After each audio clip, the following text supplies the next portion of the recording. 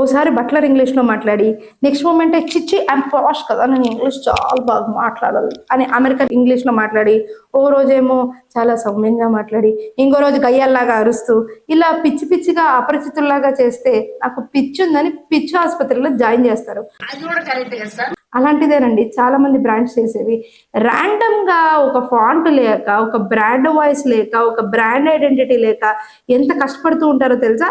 ఇప్పుడు మీరు కోకో కోలా అనగానే మీకు ఒక పిక్చర్, ఒక లోగో, కాల్గేట్ అనగానే ఒక పిక్చర్, ఒక లోగో, వాళ్ళ స్లాంగ్, వాళ్ళు ఎలాంటి వీడియోస్ చేస్తారు, ఎలాంటి కంటెంట్ చేస్తారు అని టప్పి టప్పి టప్పి మన మైండ్కి వచ్చేస్తుంది. బ్రాండ్ వాయిస్ అనేది చాలా చాలా చాలా ఇంపార్టెంట్. దాంట్లో ముఖ్యమైన ఎలిమెంట్స్ లోగో, వాయిస్ కి అది ఎమోషనలా, కామెడీయా, మోటివేషనలా అనే ఒక పర్టికులర్ వాయిస్ కి స్టిక్ అవ్వడం, అదే విధంగా కాంటెంట్ దాని చుట్టూనే చేయడం, అదే విధంగా కలర్స్, ఫాంట్, ఇవన్నీ కూడా చాలా అంటే చాలా ఇంపార్టెంట్. ఇలాంటివి ఫిక్స్ చేయాలంటే బ్రాండ్ వాయిస్ అని నాకు డిఎం చేయండి, నేను మీకు చాలా బాగా హెల్ప్ చేస్తాను.